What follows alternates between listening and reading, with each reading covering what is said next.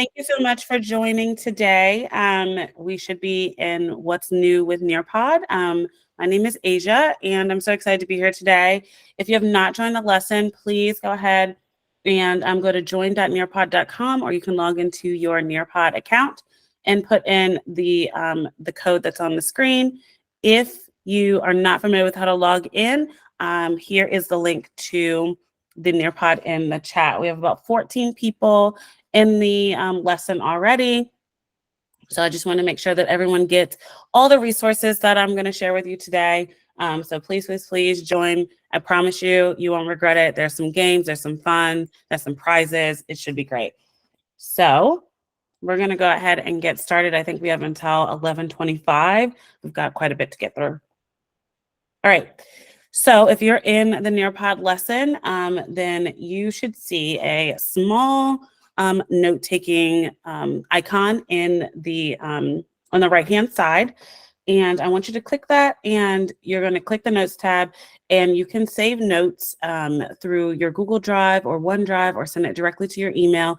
This feature is going to allow you to get a copy of this entire presentation, along with any links that I have linked in the presentation. So please go ahead and take a moment and click the Notes tab so that you have access to all of these great resources. All right, and while you're doing that, I'm going to introduce myself. My name is Asia, and I am your district's customer success manager. So I've been working with the state of Maryland districts for a little over a year now. So I am a little bit of background about me. I'm from Maryland. I actually live in St. Mary's County. And I've grown up in Calvert County. I went to Northern High School, if you're familiar with that area. I also was, prior to this position, I was a Maryland educator. I taught for about 7 years, and mostly in St. Mary's County. I spent a lot of my time in 3rd grade. Absolutely loved teaching. I also was a instructional resource teacher. So I was kind of like that catch-all person. I did interventions. I played admin sometimes. Anyway, all paths lead to my position now. I have worked for Nearpod for a little over 2 years, partially in their curriculum department. So I wrote a lot of content in our Nearpod math program. And then now I'm a customer success manager. I adore my job because I get to work with tons of districts and teachers and admin, and do fun stuff like present and share resources. So today the focus is Nearpod's new features for back to school. A lot of this stuff we rolled out very recently within the last month or two.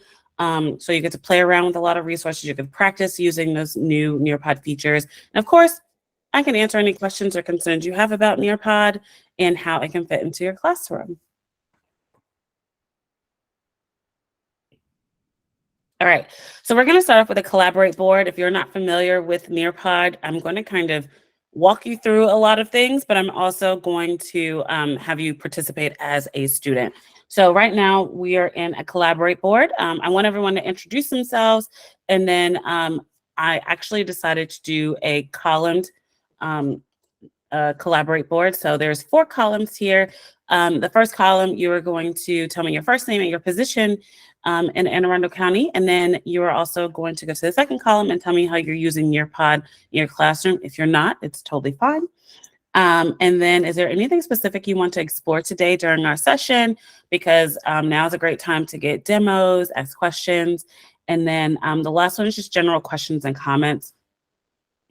You can kind of navigate the columns. I see a lot of people are working through it right now by going over to the Share Your Thoughts tab, where you would type, and then you can choose which column you are going to respond to by clicking that specific column and question that you would like to respond to. So I'll give everyone a few minutes, let you introduce yourself, and get acclimated to the Collaborate board.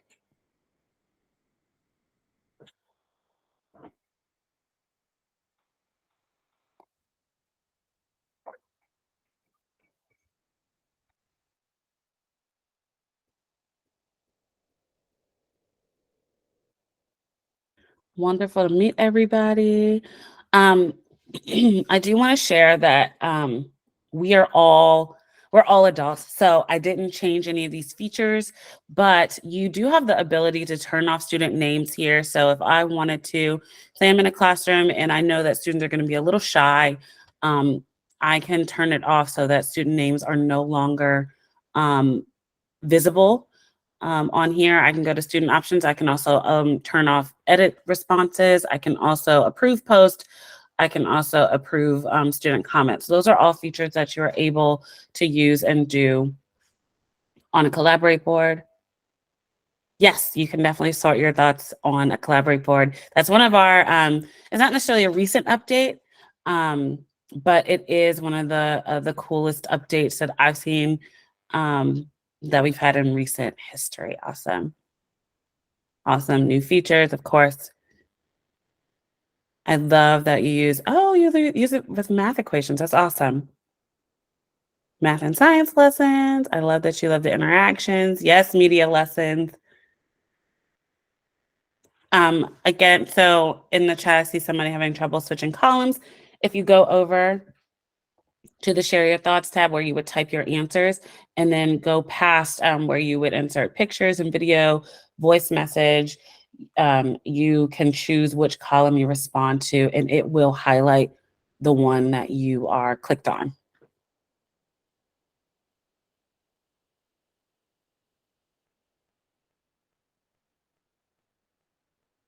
Yes. I can show you how to set up columns. Yes, I can definitely do that for you. New features, wonderful. Thank you all so much for jumping in. Awesome. I see third grade teachers. I see fourth grade teachers, e-coaches, of course, because it's e-coach day. Wonderful. Thank you all so much. Okay, perfect. I'm glad you know how to click the right columns. Awesome. Thank you all so much. Awesome. We're going to jump into a poll. So how well do you actually know Nearpod? This is the student view. So this is what you should see on your screen. As the teacher, I am going to click over and show you what I see or what you would see if you're launching a Nearpod. So right now, everyone is answering. I'm seeing those answers come in at real time, which is really cool. So I can see who's answered, who's not. I'm going to give everyone a few minutes so I can make sure that everyone has had a moment to answer. We have about 26 people in the lesson. So I'm going to give everyone a few seconds. I can see the breakdown that most people have launched a few lessons, it looks like. Some people haven't answered. We have a few experts. I love that. And so far, we have nobody that's brand new, which is not bad. I love that everyone knows what they're doing. Awesome. So I'm going to go ahead and share out what our breakdown was. You should see the breakdown of our entire group, our class today, how well everyone knows Nearpod. I love that we have people that are overall generally familiar and that we have some experts. Lovely. Awesome. So really quick, what is Nearpod? I know that I don't necessarily need to go over this. That's why I asked that question in the beginning. But Nearpod is that interactive platform we use for teaching, learning, launching lessons, and really overall engagement. So we have thousands of pre-made content, aligned lessons. We have existing lessons for you. We have interactive features and games, all aligned to your standards. We have quizzes, polls, videos, Collaborate boards, and tons more. I've also linked a beginning guide for Nearpod. If you have any questions or need refreshers, this is a great resource to kind of help you get back on track with Nearpod, or even share with somebody else if they're unfamiliar. I included this because I think that this part of Nearpod gets washed over a little bit. While we're here to talk about new features, you also need to acclimate your students to using Nearpod. You can't just kind of throw them in, just like you're learning, your students need to learn. So this page is all student resources, student-facing resources.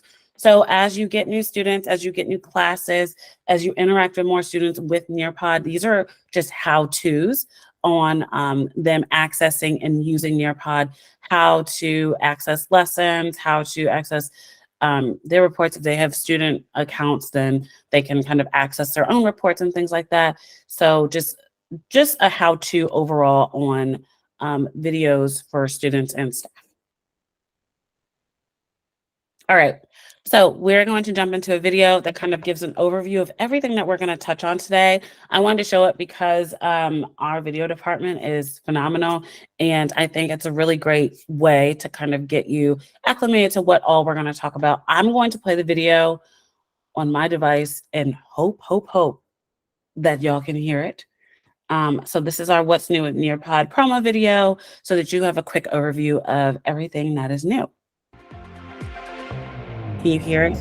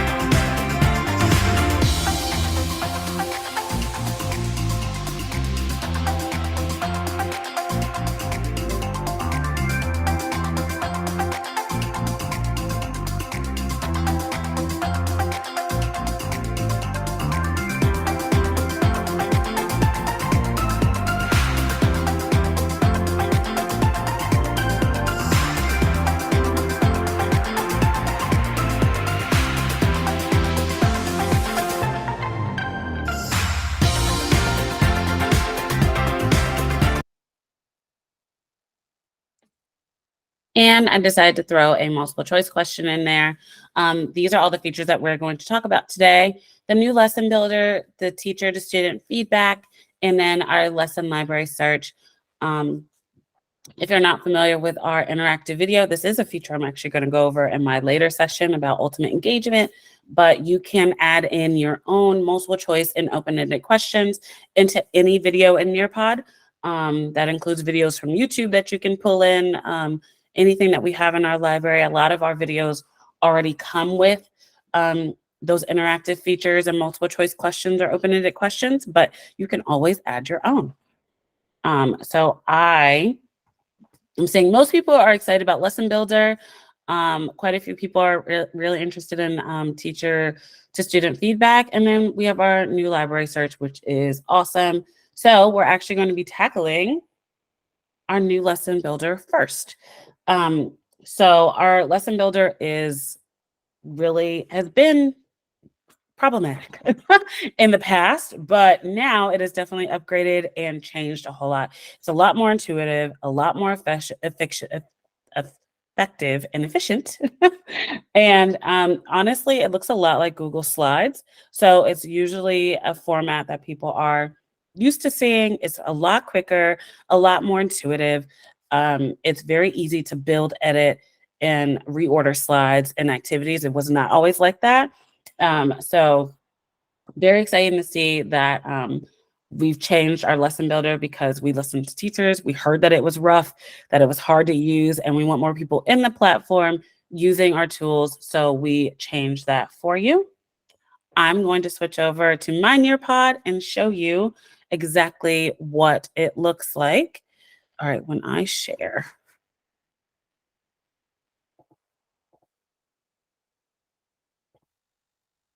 I got to reshare in order to get this to work. All right, awesome. We're in my Nearpod right now, so I'm going to take you to the lesson builder. When you log in, you should see the screen. You have your lessons, everything on the side. You're going to go to the create button. I'm going to go to lesson. And this is what you should see. It looks like a blank canvas right now, but I promise you it'll look full in just a second. So when you first log in, it's going to prompt you with three things. You can add content and activities, you can add a quick slide, or you can upload your own files. So adding content and activities, that's all of our kind of activities that we have. Those quizzes, time to climbs, all those things that you're familiar with, you can start here. If you have a slide that you really just want to add very quickly, you can add here. Or if you have your own slides, you can pull them in here. I'm going to go through each one, kind of show you what that process looks like. If I want to add content, I'm going to click it, and it's going to take me to all of our content that exists in Nearpod. So we can go to all, and then you see slides, sways, PDFs, images. If you keep scrolling, you're going to get the interactive section where you get videos, web content, vocabulary video, BBC video, FET simulations, field trips. Keep scrolling, you're going to see quizzes and games. And so that's all of our quizzes, draw it, fill in the blanks, time to climb, memory test, drag and drops. And then you're going to get the discussion section where you get collaborate boards, flips, polls, open-ended questions, and then math manipulatives are at the bottom. I did have somebody say or ask me how to create a collaborate board with the multiple columns. So I'm going to go through that right now as the example. So I want to create a collaborate board. I'm going to click on it and it's going to pop up right here. It's going to show you the key features and I'm going to click add. And boom, your collaborate board is there. If I want to make different columns in my collaborate board, I'm going to go up to the top. Right now, it's just a regular grid. And when I click columns, it'll look like this. And I can choose what each column is called. So I'm going to name them. So maybe I'm going to go name. My next column, age. And then favorite food. And now I've created my columns. I'm going to write my directions or my title.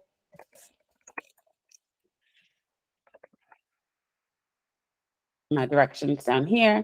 And then if I want, I can add images, audio, and other media into the reference image.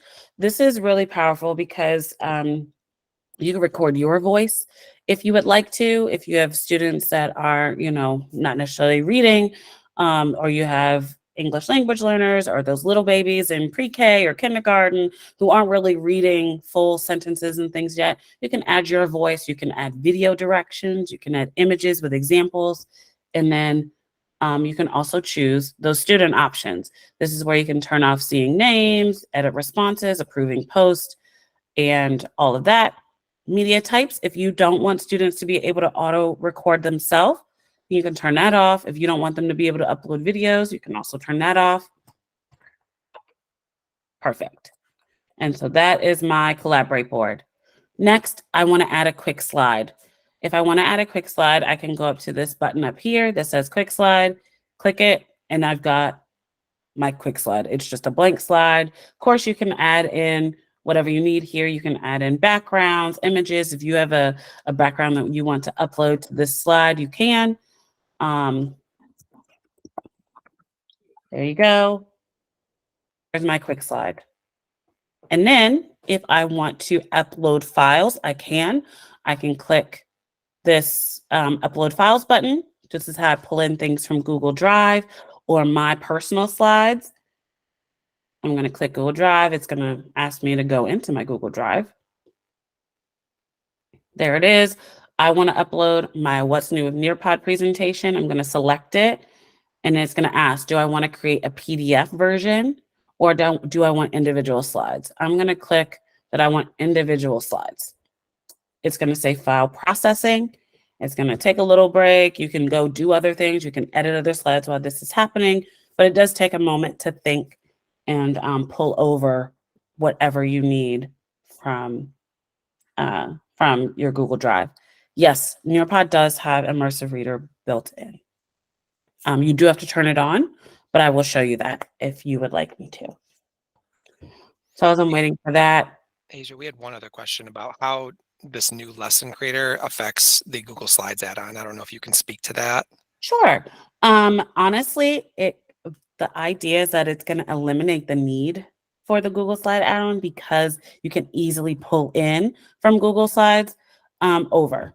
So this is now done uploading, and this is my entire presentation that I've just pulled over from Google Slides.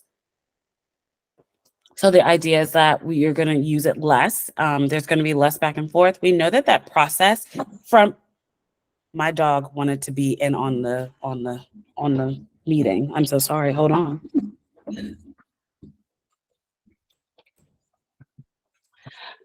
We know that process that goes from Google Slides to Nearpod, and then you have to make an edit and then go back over to Google Slides. That's a lot. So we wanted to eliminate that as much as possible by being able to seamlessly pull things over. So the idea is that you're going to use that extension, that add-on a little less when you build in Nearpod. So hopefully that helps and gives you a little bit of perspective there. And so, yeah, that is the lesson builder. Any questions about that before I save and exit? And then this is now saved in my lessons. It's all right here. Everything that I just worked on, I can preview it, look at it. It's all right here. There we go. Are the slides editable? Yes. Yes. Yes, they are. Everything is, you can go back and edit if you want. In here, everything is at nothing set in stone. We want to make it easy and as seamless as possible. So, I'm going to allow you all just a little bit of time to explore the new lesson builder feature. I want you to get in there. I'm going to give you about 2 minutes just to play around, see if you can pull something in from Google Slides, see how seamless it is for you. If you have any questions or concerns, this should be, you should be able to kind of play around a little bit and be able to ask those. So I'm going to give just a couple of minutes to let you all go into your own slide editor. If you need me to demonstrate how to get to the slide editor again, I'd be happy to do that. If not, 2 minutes on the clock, and I'll pull you back at 54. Asia, just a clarification on the last question. If you pull Google Slides over, are those slides then editable in Nearpod? Oh, yes, you should be able to make them. It depends on how you upload them, because you can upload them as a PDF. You can upload them. There we go. You can upload them as a PDF, or you can change the background, or they should be able to be editable over here. And slide themes, you should be able to add text on them. And you should be able to make them interact if you would like to. So if you want to make it a draw it, you can make it a draw it, or add in a poll and things like that. You should be able to do that. Thanks. Yep.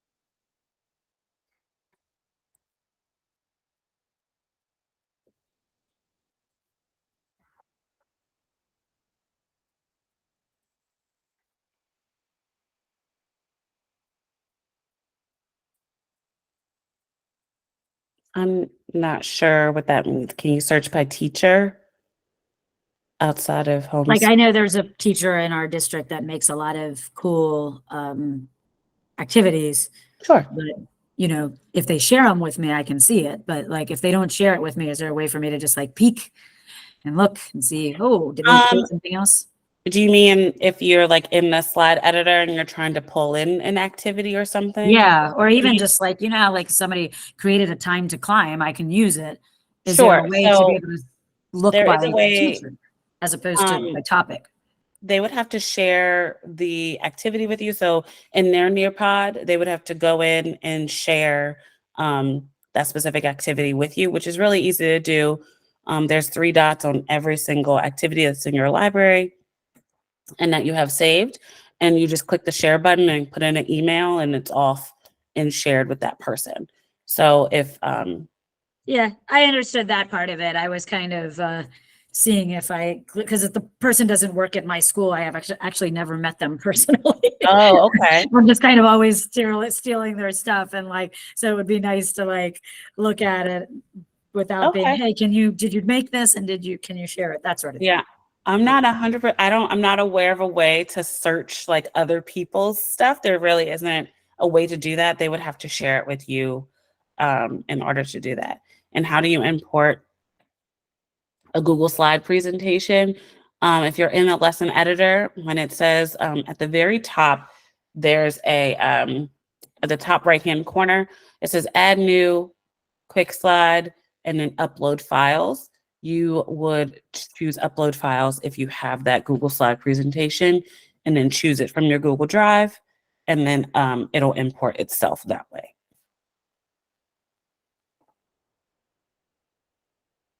Awesome. It's 55, so I'm going to keep pushing forward. We're going to talk about live teacher to student feedback. This is my personal favorite of all of our updates because it is so incredibly cool, and I wish I had it in my classroom. When I was teaching, I did use Nearpod in the classroom, which is really funny, but it didn't look like this.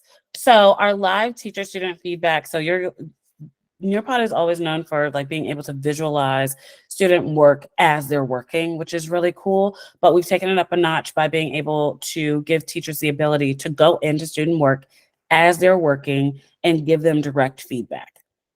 This works on our drag and drop, and math manipulatives.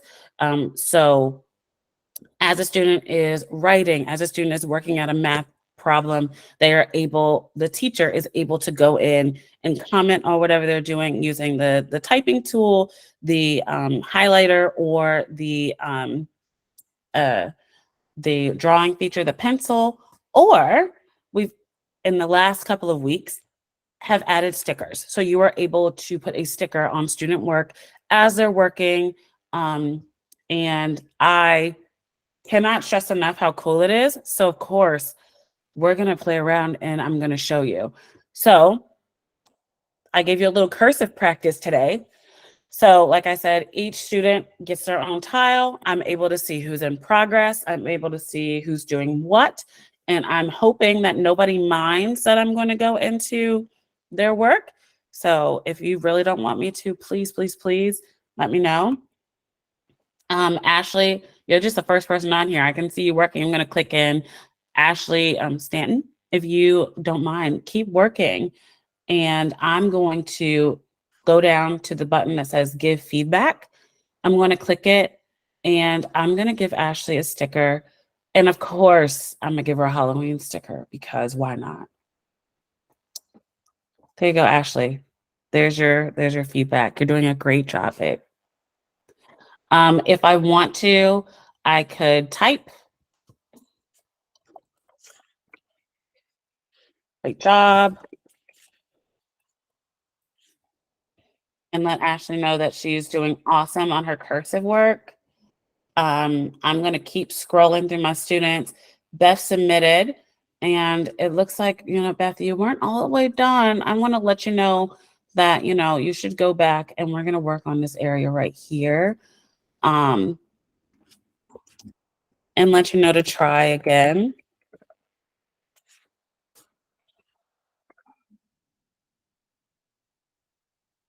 I know you can do much better work than that, Beth. Awesome. Brandy's working. You're doing a fantastic job, Brandy. I'm going to go ahead and give you a great job sticker. Awesome. Wonderful. And if I go back to all of my students, it does tell me who I've given feedback to. It gives the teacher a little notice, like, hey, you've given these 3 students feedback. Maybe don't go into them again. Or I can, let's see, I'm going to see Aaron is working. I'd like to give Aaron a sticker too. And these stickers will be changing by month and major holiday. So right now, obviously, you're getting prompted with Halloween stickers because Halloween's a few days away. But those will change out as the seasons and things go on. Great job, Aaron. Awesome. Gabrielle, you did a fabulous job here. Love that for you. If I want to, I can share my feedback as students are working. So I'm actually going to go back to Gabrielle. And Gabrielle, hope you don't mind me sharing your beautiful work. I can choose to share with the class. I can choose just student work, or I can choose student work with feedback.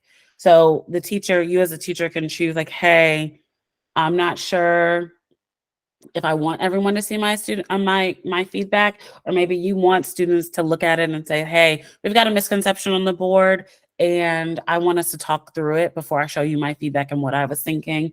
But right now, you all should see Gabrielle's really beautiful work right now and my heart sticker. Fantastic. I'm going to unshare it and keep it pushing. And Katie's doing a fantastic job. I'm going to give a bat because I think the bat's cute. Can I give audio feedback? Audio feedback is not a thing that we can give right now, but I will add it to the list. I will tell you that, so we rolled out feedback literally at the beginning, probably a little bit before, probably right before at the beginning of August. And we got so much feedback about wanting stickers that within 2 weeks turnaround, our team added stickers. So if audio feedback is something that everyone wants, then we can definitely like put that into our product team. They work double overtime to get whatever it is you all need. So I'll give that feedback for sure. I know, right? Audio feedback would be so helpful. Agreed. And when you give feedback, so hopefully everybody here knows about post-session reports. When you give that feedback, your feedback that you write or type or put on there will be saved in your post-session report. So you can make a comment on a student work, and sometimes we forget things. There's a lot. You may have 30 plus students or multiple periods of students. You make that comment and you're able to save that and see that when you go back into your post-session reports. So I'm going to give you guys a little bit of time. I'm going to actually turn it on to self-paced mode, and you guys have a few slides up to slide 19. You can go through. I gave you a couple different activities, and I'm going to go through and just practice giving student work. It still works in student pace mode. So even though we're not all in the same place, everyone can be in different slides at different times, and I can still go in and give feedback to students as I need to. So you can choose if you want to do a timeline activity, if you want to create your own city, or if you want to do natural resources sort. I try to vary the different levels of, you're going to see some pre-K, kindergarten type stuff. You're also going to see some high school, high level stuff. So just to let you know, this really can be for everybody in every grade level. So I'm going to let you guys play around for a few minutes before I jump into the next thing.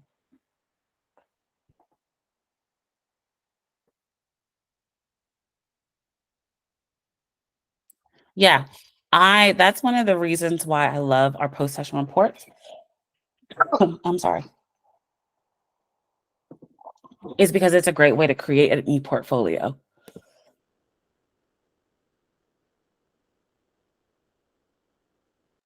You have to excuse me, I'm getting over a cold.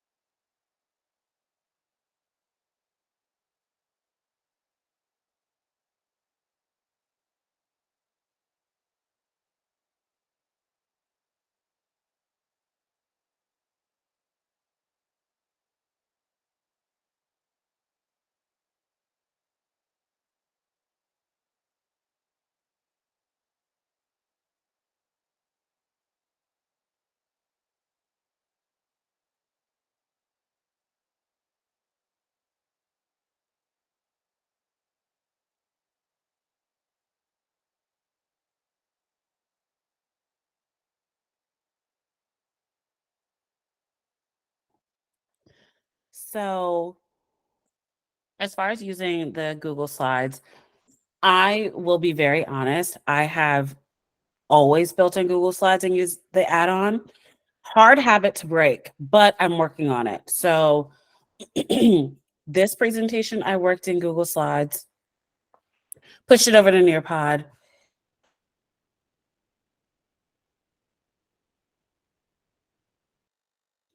I knew this would happen when I actually needed to talk, but hard habit to break, but I am slowly getting used to building in Nearpod because of the fact that we've changed our lesson builder. It's a hard habit to break, but I would just encourage you small baby steps. Work on it slow and steady. Um, but it's definitely much easier to use because I did not like using our lesson builder at all at first. So yeah. All right, I'm gonna turn off student pace mode and push right along because time is winding up. So our enhanced search features, we have a few new things that we've added, including global search for schools and districts, but we've also added filters for publishers, lesson counters, and related search terms. So our product team is the best of the best, and they want to make sure that you're not spending your time working on just searching, searching, searching. We want things to come easy. We want things to be fast and quick for you all. So I'm going to reshare my screen again. I don't know if there's an easier way to do this, but going back and forth is like a lot.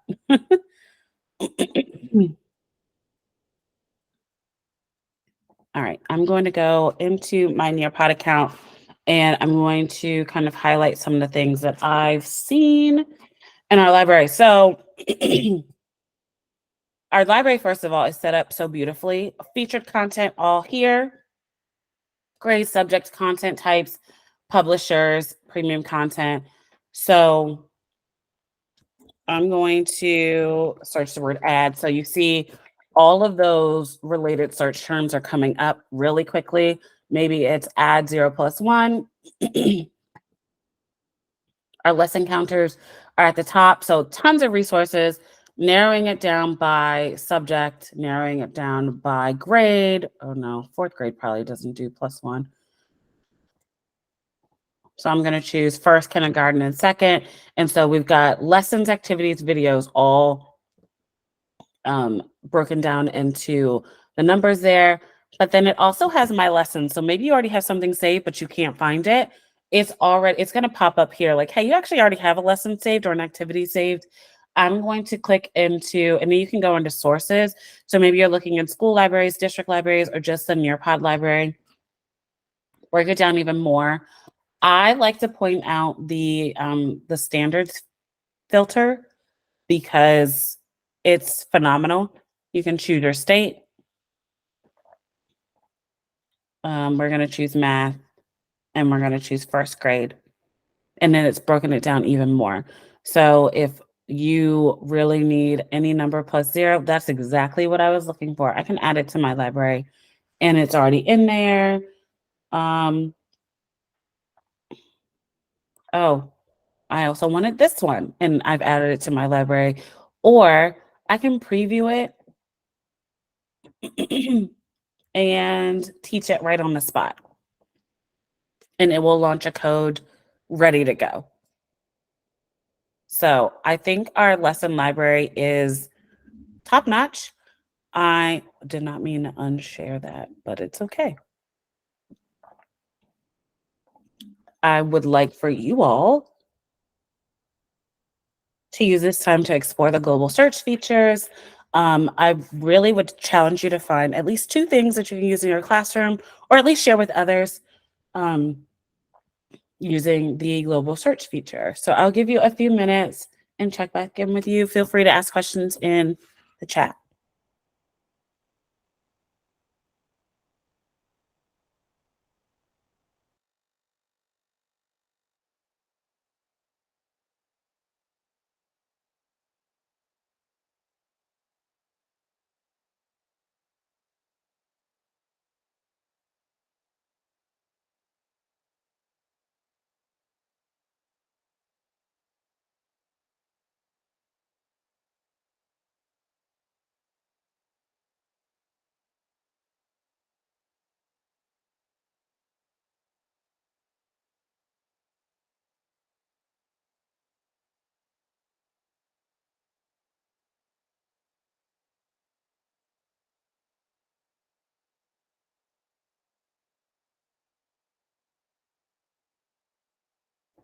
We sure do. We are always looking for independent contractors. Mainly, I mean, to be quite honest, it's always teachers that we're looking for to write content. And our content team, we call them ICs.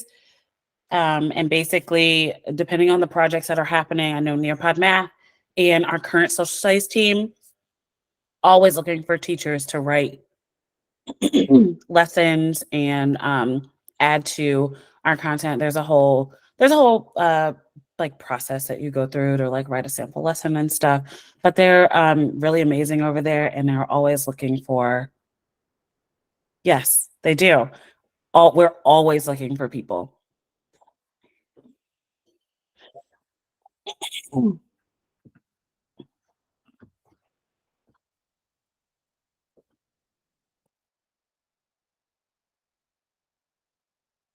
Sure. My contact info is going to be at the end, but I will definitely point you in the right direction. I have some really great people over in content. They're fantastic. Um, yeah. So we don't have a ton of time left. So there's a few things I want to get through before we wrap up today. So we've gone through everything. This PDF is an overview of everything that we've covered today. It's a really great resource just to have. It's a quick one-stop shop, kind of breaks down everything that we talked about and a little bit more. There's some features on there that I actually didn't get to, like our teacher dashboard and things like that. So please take a look at that PDF. I really highly encourage you to share it with teachers. It's a great place to just kind of look and see what the overview is of what's new with us. Our Nearpod coaching course. You all are e-coaches already, and it is a great opportunity to just further your skills in coaching, specifically with Nearpod. We run cohorts every 6 weeks. Our next cohort will start November 5th. And it is a asynchronous course that allows you to kind of build skills around your student needs, your district needs, and really great way to get people together and learn more about Nearpod. Election day is coming up. We know that everyone's off. We're offering 2 of our most popular PD sessions for free that day. Learning and Creating with Nearpod is a 90-minute session. You just register, and it is going to be treated like one of our webinars. So if you cannot make it and you sign up anyway, you will be able to go and get that information after the fact. Yes, all of our webinars are recorded. Oh, you guys aren't closed that day? Really? Oh, I don't think there's any. I guess there's no major elections in Maryland, so I guess not. you're right. Okay. Well, you still can sign up and they will all be recorded. You'll get a email after that'll have all the information, all the resources, and the recording of the webinar. Camp Engage is coming up November 10th and 11th. Registration is open. We have sessions for absolutely everybody at all levels, tons of free PD that day. So please jump in. And then we are going to end our session on a time to climb. I'm not sure what theme. There's a Halloween theme. Duh. Okay, great. We're going to go ahead and play It's Time to Climb. There is prizes involved. So if you do win today, then I have a special prize pack for you. I'll bring it up and make sure that we get it to you. So if you win, please put your name and your contact info in the chat, and I will make sure that it gets to you. Please choose your avatars, and I will wait for everyone to connect. Oh, they're so cute.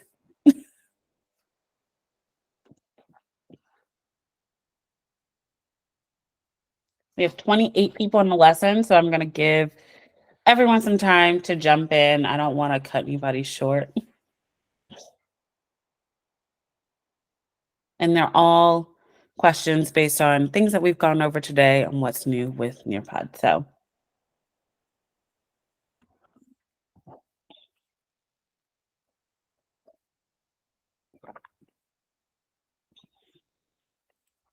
we got 24 folks. Does Time to Climb always let you pick which theme you're going to use as you enter? Yes. You don't have to preset it. It just lets Nope. you pick it. It will let you, as a teacher, it will let you choose what a theme you would like. All right. We got 26 people. Last call. We're starting the game. All right. New lesson builder is most likely on which platform? We got the Halloween music on. I love it. It is most like building in Google Slides.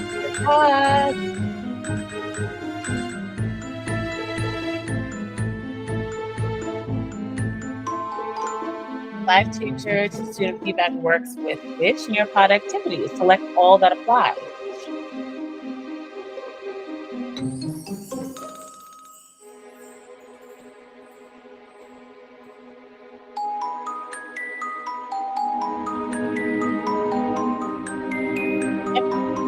MD, draw it.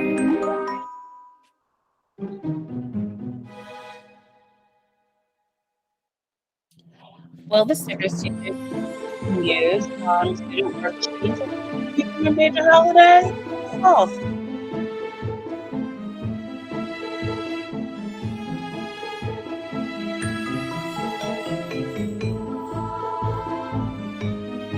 It's true. Very true. It will change each holiday and like all the enhancements can use their teacher in Nearpod.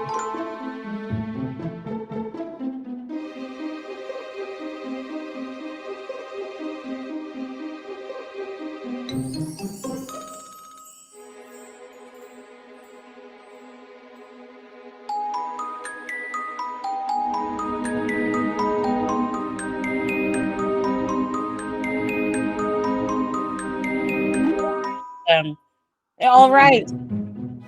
Beautiful. I think we have one more question. One more. What are the events that are coming up on upcoming Nearpod?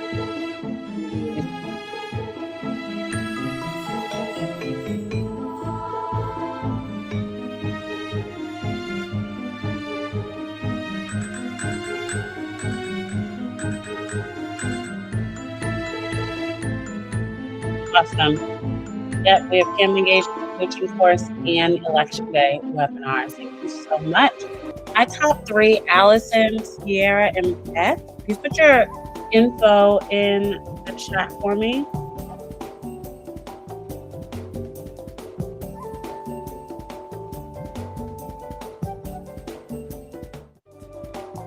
And if this goes without saying, if you use Time to Climb, maybe this is not the best thing to project to students so they can see scores and stuff. But Time to Climb does it always provide hints? No, it does not.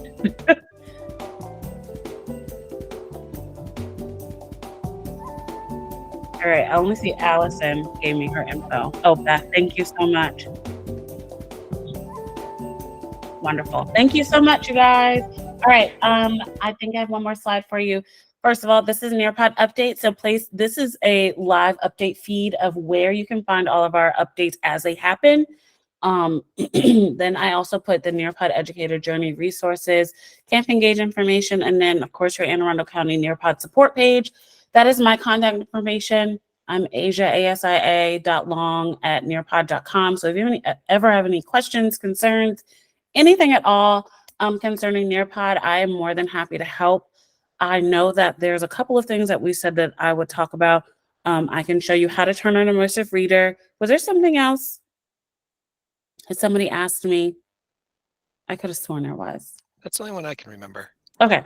Immersive reader. So this goes for absolutely everybody. Immersive reader is included, but it is something that has to be turned on in your Nearpod.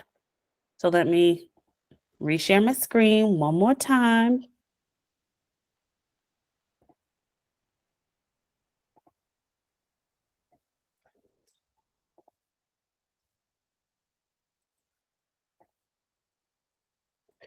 So in order to turn on immersive reader, you're actually going to go to your little account emoji thing over in the corner.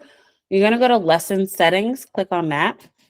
When you scroll down, you're going to see basic student settings, accessibility settings. This is where you're going to switch on immersive reader.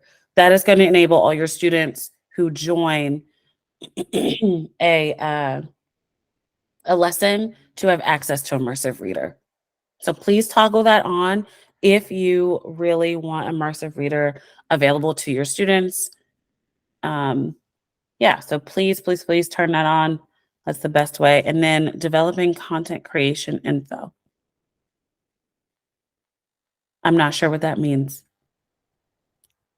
Oh, you mean my information. So where you would go. So usually I tell people to go to the website. You can just, if you want help or you want information on how to get in contact with our content team, feel free to email me and I will send you to the right people and see what opportunities are available for you if you would like to write for our content team. Are there any other additional questions or concerns that you have before we wrap up? I don't want to let this time go by. If there's something that you really want to see or work on, you're very welcome. You're so welcome. Please excuse me again. I'm getting over a cold. Sorry, I had a cough attack there. You're very welcome. We're wrapping up. I give you 3 minutes back, I think. I'll be here for 3 minutes if there's any other questions or things you want to see.